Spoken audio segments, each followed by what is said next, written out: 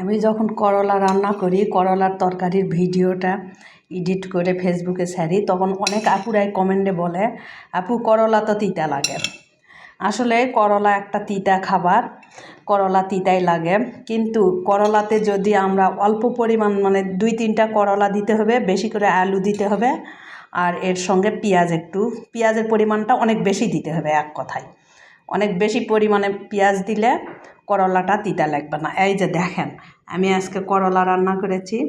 বড় রুই মাছ ছিল, এই যে বড় রুই মাছ, সেটা দিয়ে আমি করলাটা রান্না করেছি। এই যে আর পেঁয়াজ দিয়েছি, এই যে দেখেন, এর সঙ্গে মটরশুঁটি দিয়েছি, আলু দিয়েছি, পেঁয়াজ দিয়েছি। এই যে এই করলার তরকারিটা দেখে কি বোঝা যাচ্ছে যে এটা তিতা লাগবে?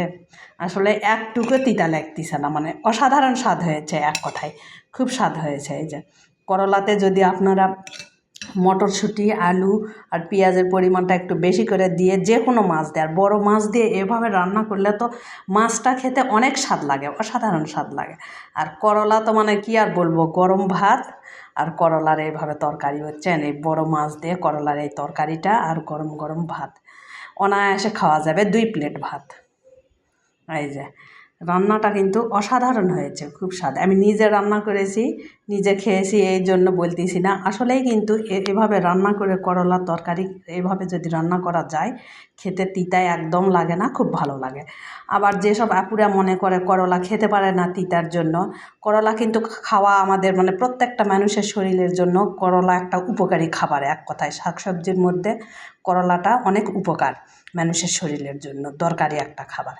তাহলে আপনারা করলাটা একটু তেলে ভাজে খাবেন, মানে ভাজি করে খাবেন। এক কথায় যারা করলার তিতা তরকারির জন্য খেতে পারেন না, বা তরকারি রান্না করলে তিতা হয়, তাদের জন্য বলতেছি তারা করলাটা ভাজি করে খাবেন। করলা আলু দিয়ে কাঁচামরিচ একটু বেশি করে দিয়ে যদি তেল দিয়ে ভাজি করা হয়, একদম মশমশা ভাজি, তবে ভাজিটা খেতে কিন্তু খুব স্বাদ লাগে, একটুকু তিতো লাগে না। গরম ভাতের সঙ্গে করলা আলুর ভাজি খুব মজা লাগে এক কথায় খেতে।